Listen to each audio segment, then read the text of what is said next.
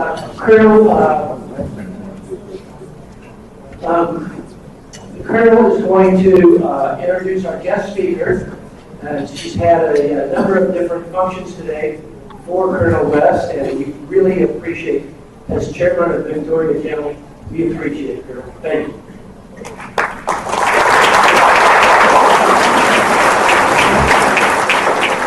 Congressman and United States Army retired Lieutenant Colonel Alvin West. State Representative Jeannie Morrison, Victoria County District Attorney Constance Foley Johnson, Victoria County Judge Ben Zeller, all veterans that are present tonight, all first responders, all VIPs, Dr. Garudi, and the lovely Mrs. Pardis Moheptosh, and all other distinguished guests and VIPs. Good evening. I am United States Army retired Lieutenant Colonel Vanessa Hicks-Callaway, and I have been given the distinct privilege and honor to introduce Colonel Alvin West to you all tonight as our keynote speaker. And ladies and gentlemen, let me use a metaphor very, very briefly. I believe that when Colonel Alvin West moved here more than 5 years ago, I believe that when he did that with his wife, Angela, of more than 30 years, and his lovely 2 daughters, I believe that when Alvin West moved here to the great state of Texas, God blessed Texas.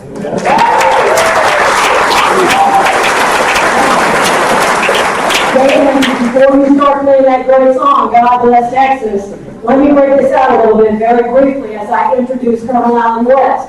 Here's why I believe God bless Texas. I believe that God sent out a red alert many years ago, way back when Alvin West was still in the state of Georgia.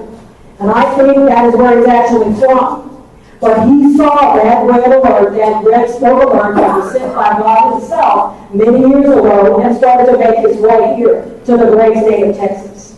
And ladies and gentlemen, I believe that the reason that God sent that red alert out, and it was noticed by Colonel Alvin West, it's because that God noticed a blue three-headed dragon that had made its home right here in the great state of Texas. Here's the metaphor. I think that three-headed dragon, one-headed dragon, represents globalism, socialism, leftism, progressivism, all of those isms. The middle-headed dragon represents the universities and the public schools that feed off head of the dragon number one and put out all of this nonsense to deceive our young people. The final head of the dragon represents total disregard for God, total disregard for the United States Constitution, and apathy.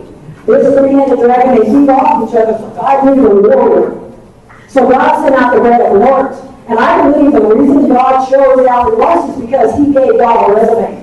And in that resume, Colonel Alvin West explained that I'm the best warrior for this job. Many warriors tried to get the job, and only one was chosen. Colonel Alvin West said in his resume, you know what? I have not one master's degree, I have 2. He said, you know what? I have served my country honorably for more than 22 years with several combat tours, earning the Bronze Star and also 3 meritorious service medals. God was impressed with that, but that wasn't all. He said God had also served as a congressman for the great state of Florida in the year 2010. And he went on to try to remain as a congressman, but in a highly contested campaign, he was not successful in that. But he also told God, I am a believer, and I will promote the word, and I will promote the Constitution. So I believe that God chose Alvin West to come here to the great state of Texas, and not only did he choose him to come to Texas, he chose him to come here to Victoria, and he chose him to be our keynote speaker for this evening. So ladies and gentlemen, I want you to help me welcome Colonel Alvin West.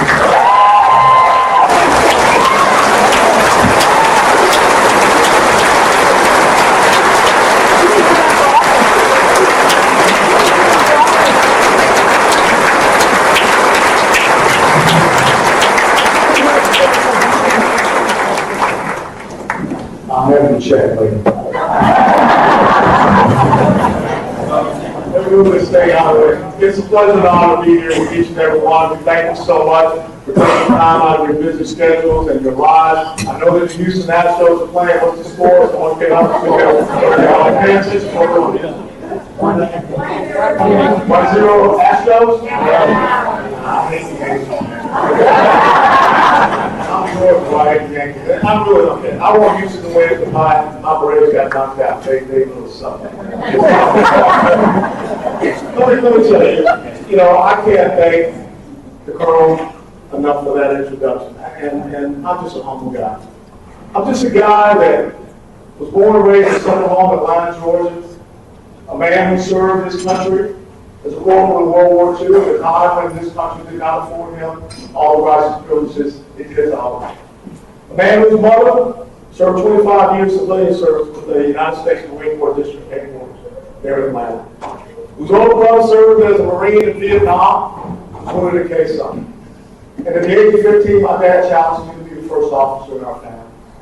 And on 31 July 1982, I was so blessed at the University of Tennessee to have him on one shoulder, my mom on the other shoulder, and fulfill that dream for him that he had with his 15-year-old son. But it doesn't end there. It's the fourth generation. My nephew has continued to serve this great nation as a major in the United States Army. He's also in October, the Red Leg, decided to shoot it all over. He also jumped out perfectly good airplanes as well. But I want to start off tonight with one single thing. If you are or have been a soldier, sailor, airman, Marine, Coast Guardsman, or first responder, please stand and we can thank you.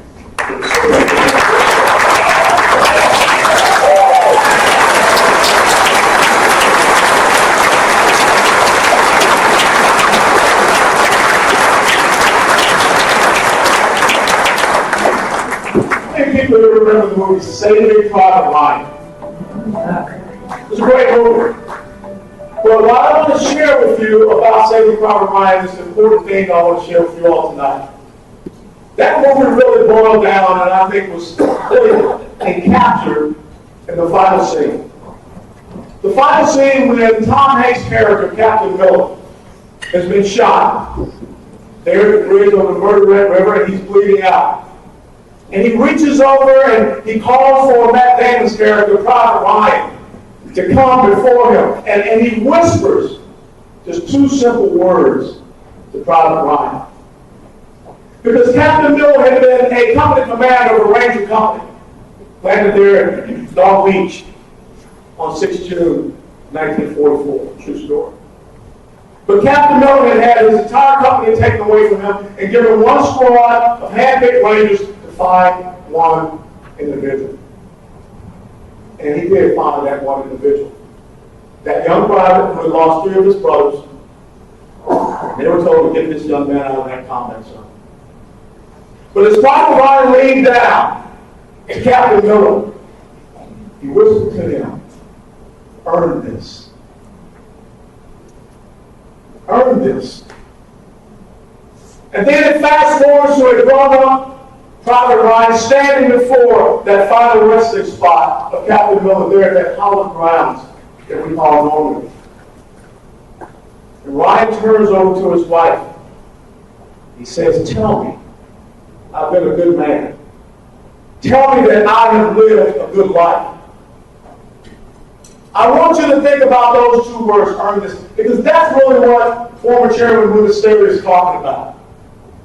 The service, the sacrifice, and commitment of so many people that have gone on before us. We got the representation of another Tennessee volunteer here, a former member of Congress, a man who lost his congressional re-election because his own party turned his back on him. Kind of like the story that I had back in Florida.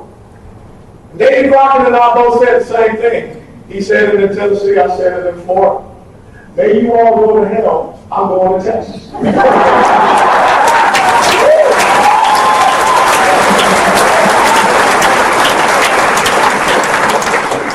But I want you to think about each and every single day. Steve gave you a great challenge. When you walk out here tonight, you got to earn this. This is an ideological battlefield which really and truthfully is more dangerous than the physical battlefields that we face in Iraq or Afghanistan or anywhere else, because we know the enemy. We see the enemy. But here, incredibly so, the enemy are our own brothers and sisters, fellow Americans, who for some odd reason don't understand that the principles and values, the ideological agenda, the philosophy of governance that they have is the antithesis of what America was intended to be. Back in August, there was an article that was written in a magazine called The Economist. And that article was entitled Texafornia. And the writer put out this incredible premise, that the future of the United States of America will come down to one or two states. Either the United States of America will follow the path of California, or it will follow the path of Texas.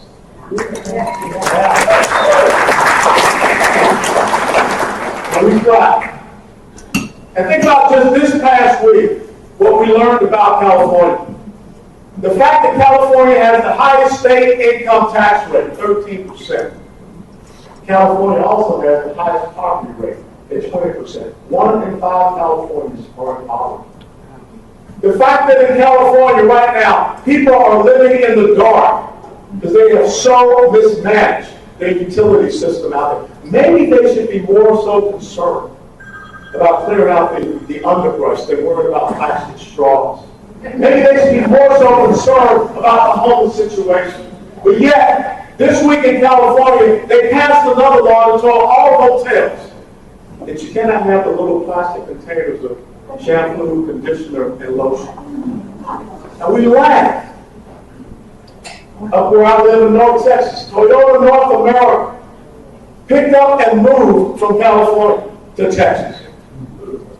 50 of the Fortune 500 businesses and corporations have their headquarters in Texas.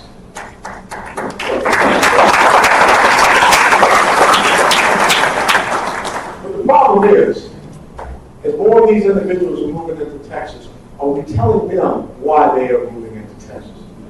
Are we telling them the story of the history of Texas? Are we telling them why growth, opportunity, and prosperity is here? Are we telling them why that the Lone Star State is that beacon of liberty and freedom? Is that beacon, is that representation of rugged, indomitable entrepreneurial spirit that makes people want to come here? See, we have not been telling that story. And if we continue down the path of not earning this, earning the sacrifice that goes back to the representation of this man, or earning the sacrifice of this family who once traced these great grounds that you are standing upon. Sam Houston, which you have a street named after that runs through Victoria, Texas, the former governor of the state of Tennessee, became the first president of the Republic of Texas. If we are not remembering them earning this, think about the capital city that is named after one of the founding fathers of Texas, Austin, Texas. And the fact that when you go to Austin, Texas, the city council just 2 months ago voted that homeless people can erect tents in Austin, Texas. So that the capital of Texas looks more like San Francisco than it does the capital of Texas. Let me tell you something. This will continue to happen unless you go out and commit yourself each and every single day to earn this. When we see U-Haul vans pull up in the state of Texas, we need to be emboldened to go up and welcome them to Texas. But then we need to ask them 2 simple questions. Why are you here? And why did you leave the place that you're living in? See, when I think about the Republican Party of Texas, Chairman Winston and I, we talked about this. This party was established by 150 blacks on Independence Day of 1867. How in the Sam Hill does a Republican in Texas allow anyone to call them a racist? Because at the exact same time, the Democrat Party was creating a Ku Klux Klan. But why don't we stand up with courage and earn this and say that to them?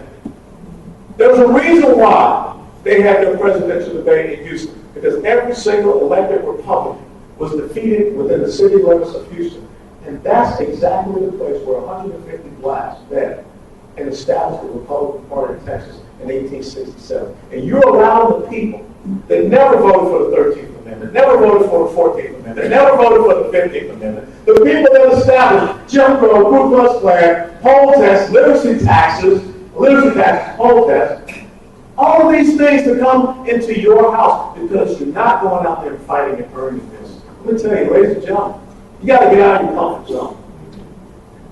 I'm going to say something maybe controversial. That's okay. I get on the airplane, I go back home tomorrow. The only thing in the middle of a road is roadkill. In the Bible it says you're either hot or you're cold. If you're lukewarm, I will spew you from my mouth. It's time for us. It's time for this Republican Party of Texas to firmly establish who they are and what they stand for. If you do that, if you take that moral high ground, just the same as Jesus Christ once said, if I be lifted up, I will draw all men unto me. If we take that high ground, we will draw all people unto us. When I look at this audience here, this ain't about racism. First of all, you got me here speaking. You have another person that looks like me introducing me. I see out there. I see blacks, I see whites, I see Asians, I see Hispanics, I see Middle Easterners. Why? Because we all come together for the basic core principles and values of constitutional conservatism. We believe in faith. It is the Judeo-Christian faith heritage that established this great nation. And how interesting it is that we have someone that used to be a member of Congress from the great state of Texas, now running to be president, that is standing up there talking about if a church believes in their fundamental Judeo-Christian value of traditional marriage, then the government should come down and take away the tax exempt status. But that's the God that is from here. See, that's what happens when we don't earn this. Or the fact that we have a Joaquin Castro, the United States representative out of San Antonio, that will create a blacklist of people that support a duly elected president of the United States of America and try to out them. That's the type of stuff that used to happen in East Germany. That's the type of stuff that the Stasi used to do. And it's happening right here in Texas because we are not going out there on this battlefield. And we are not earning this. We're not fighting for this. And that's my challenge to you. It's nice that you come out and you dress up. And I'm still mad at Vanessa for making me put on a tuxedo. I don't like dressing up looking like a penguin. Trust me. But this is what needs to happen. When you go out and you gotta roll up your sleeves, you gotta get into the trenches. You gotta be prepared to fight for this great nation. You gotta be prepared to fight for this great state. What Mr. Minister is talking about is exactly right. We have people that are sitting on the sideline. We have people that aren't inspired. We have people that don't know each and every day what they're supposed to be fighting for. If you fail to understand that young lady right there, Patricia, 12 years of age, that's what you're fighting for. You cannot be the first generation that leaves less to subsequent generations that was enabled to be left to you. Right. And it starts out with our faith. And then it comes to family. Who is the party that has destroyed the traditional black family in the United States of America? When I was born in 1961, a two-parent household, the black community was between 75 and 77%. And let me tell you something, I was born in an all-blacks hospital, blacks-only hospital in Atlanta, Georgia. But that's not what Americans are about. Americans are about correcting and fixing itself. But think about today, only 24% of young black kids have mothers and fathers in the home. Who caused that? Whose policy? Specifically, a president from the great state of Texas named Lyndon Baines Johnson. See, what Steve's talking about, this is not something that just happened yesterday. This is something that's been going on for quite some time. This is like Chairman Mao said, the long, slow march. And for whatever reason, we've been asleep. It's time to wake up. It's about individual responsibility. It's about quality schools. We want to see the next generation get a good quality education. But the other side doesn't. Think about how they are destroying the futures and lives of young children. Think about that Planned Parenthood building that sits on I-45 on the south side of Houston. Think about the fact that founder of Planned Parenthood. Now that was a white supremacist. Now that was a racist. That was a person that referred to blacks as undesirables and needies. She started an organization where 73% of their clinics are located where? In black neighborhoods. But you know something? If we don't go out there and do, as Steve is saying, not just call each other, we got to call other folks. This is my challenge. Write it down. And if you don't do it, I have skills, and I'll find you. 5 people. 5 people that don't think and believe as you do. Get 3 of them. Get 3 of them with the truth. Be incessant. Be relentless. Be constantly engaged. That's what the other side does. You ever notice how the other side can wake up and every single pundit, every single one of their elected representatives, am I right, Congressman? And every single one of their media outlets are all saying the same thing. And where are we? Where are we pounding all of this truth? Pounding all of this message against them? Black community, Hispanic community, no one. They're not for this progressive socialism.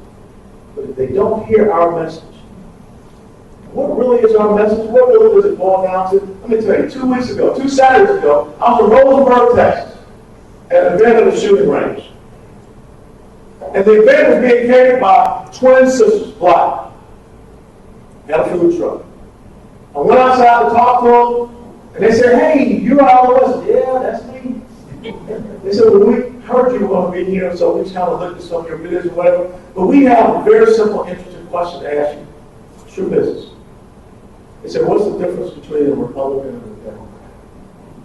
I said, "Boy, you got the TV up there better." Republicans make victors. Democrats make victims. And I told them very simple, Republicans look at you and we don't want you to just have one food truck. We want you to have 2 or 3 food trucks. And after those 2 or 3 food trucks, maybe we want you to open up your own restaurant. And after that one restaurant, maybe you get a chain of restaurants. But Democrats will look at you and say, "Why are you out here with this small business? Why aren't you sitting in Section 8 house and waiting for us to send you a check?" Because that's what they want. When someone asks you what's the difference between you and the other side, it's simple. We make victors, you make victims. When people talk about turning Texas blue, you tell them, we don't want victims in Texas. We want victors in Texas. That's the difference about who we are. When Nancy Pelosi, Alexandria Ocasio-Cortez, or any of them come into Texas, we need to tell them one simple thing. Take your victim mentality and ideology out of the great state of Texas, and don't come back here again.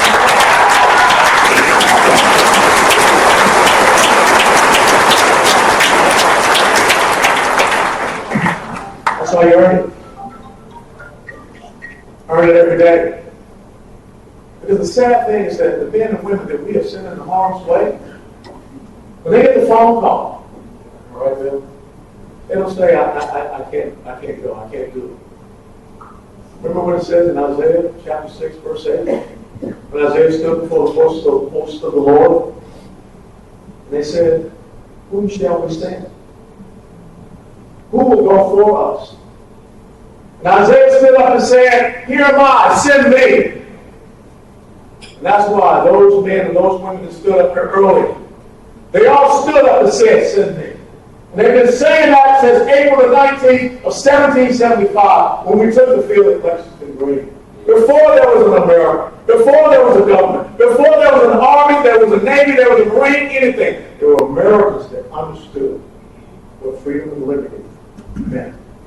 And they stepped out to earn this. So this is what I want you to understand. We took an oath. I said your last name, full name, Al Lewis. To support and defend the Constitution of the United States of America against all enemy, foreign and domestic. That I will bear true faith and allegiance to the same. That I take this obligation freely without any purpose of evasion or mental reservation, so help me God. Each and every one of you tonight, you ain't got to be a soldier, sailor, airman, marine, coast guardsman to take that oath. Take that oath. Take an oath to defend this great nation. its Constitution, its rule of law, the thing that binds us together. Because when I hear people talking about open borders, when I hear people talking about decriminalizing coming across our border, how can anyone run to be the President of the United States of America if you don't fundamentally believe in the United States of America? You don't believe in our national sovereignty. What the Sam Hill you running to be? That dumb landlord of a piece of ground in between Canada and Mexico? That's what we should be trying to do.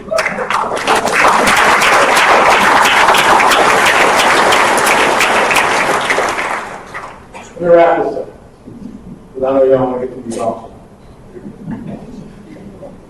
The book of Esther, it talks about how Esther was made for a time like this. Each and every one of them have been made for a time such as this.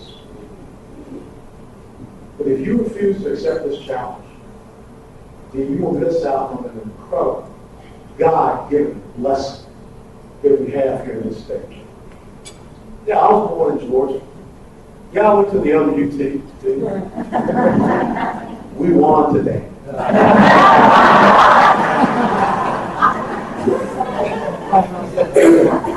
But there's an inextricable bond between the Tennessee Volunteers and the great state of Texas. And so what I want you to start thinking about as I close is a simple quote from Mark Twain. He said, there are two most important days in your life. The day that you were born and the day that you find out why. For me, the day that I found out why I was born was back in January of 1985. I was a young airborne lieutenant. And we had the opportunity to go and do some training up in Berlin. And there was one day that you got to put on your dress greens, you put on your spit shine, corporate jump boots, you put on your maroon beret, because you were going through this little narrow defile called Checkpoint Charlie. Many people don't remember Checkpoint Charlie. Our history books don't even talk about Checkpoint Charlie. But I will never forget, as a 24-year-old young man from Atlanta, Georgia, going through Checkpoint Charlie, because I left liberty and freedom, and I went and I saw tyranny. I saw oppression. I saw progressive socialism. I saw the despotism of the faces.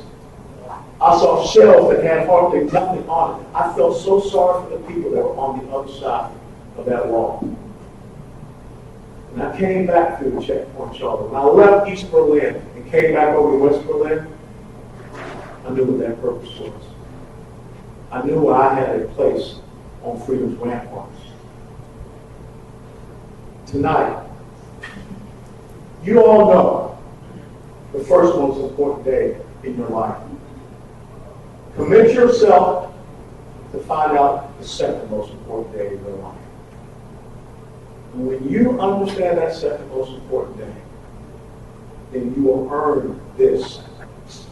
Earn the title of being a Texan, being an American, and preserve that for future generations so that 40, 50 years from now, there is still a Victoria. There's still a Victoria County GOP, and they're still meeting. And they're talking about, yeah, they're not proud to live there. But they're still talking about their mothers, their fathers, their grandparents, their aunts, their uncles who made a stand. Because they knew they had to earn this. God bless you all. God bless the great state of Texas. God bless these great United States of America. God bless each and every one of you as you leave out here and you earn this. Thank you.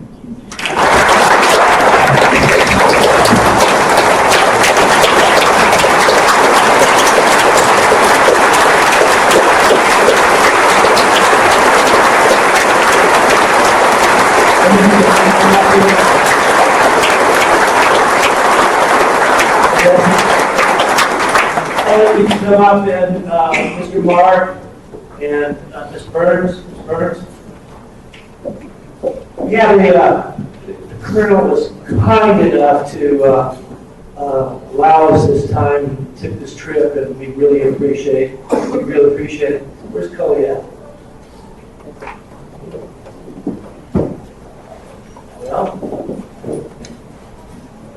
anyhow, we have a rival that I thought was back here, and I don't know where he went. So that noise was in the background.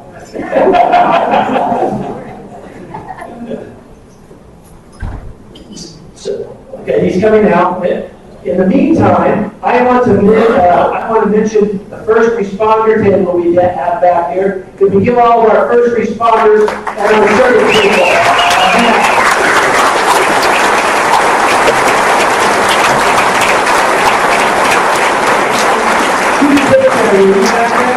Chief there. Oh, here, on the wrong side. Where you at, Chief? Yeah, he's one of our recruiters here in Victoria. The guy's like 23 years old and he's an E7 chief today. More power to you, Chief.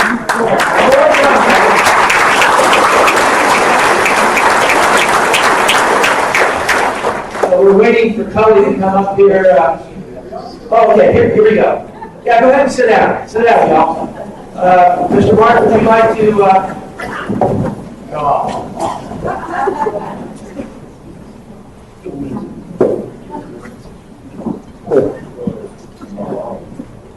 So it's my pleasure and honor as the representative of Victoria County Political Party to present this to you for speaking tonight and for your service. A little bit about this rifle. Bill contacted me and said that he asked what would be a good gift for you on that to hunt with. And I said, well, 300 women actually. So we reached out to Kelly and put it together, and there it is. I hope you enjoy it, and you need some help with it, just let us know.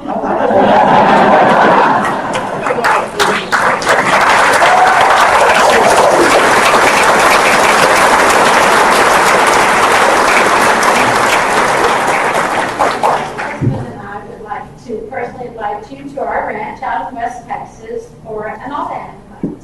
Our ranch it's great. There's a lot of abundant wildlife, and it's just a peaceful place. We have a lot of hogs. And as of late, we have a lot of people from the border coming by.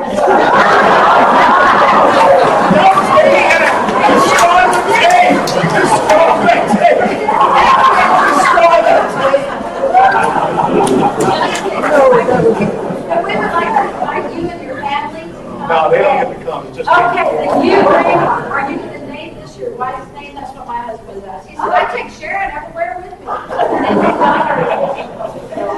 guess you can name that your wife. But we would love to have you come and hang out with us for a while, and we would be honored to have you. You're a great American, and we just thank you for all you've done for our nation.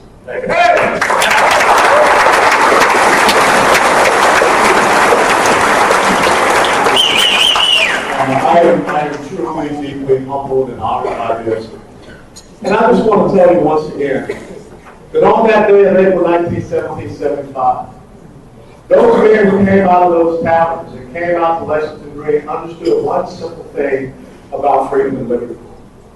Is that if you are armed, you're a citizen. If you are disarmed, you are a subject. And do not think it is any coincidence that here in the United States of America, we have people talking about confiscating firearms. Every single socialist dictatorship in the history of the world has started out with one single thing: disarming its population. Our founding fathers knew that they gave you the First Amendment rights, but they were what is called passive rights. The freedom of religion, your freedom of speech, the freedom of the press, freedom of expression, the right to petition your government for redress of your grievances. But those First Amendment passive rights would not mean anything if the next right was not there to back it up. That's why you have a Second Amendment right. And as a board member of the National Rifle Association, as a former soldier who took an oath of that Constitution, I'm telling you something, I'll be damned if I will let this great nation be disarmed. God bless you all.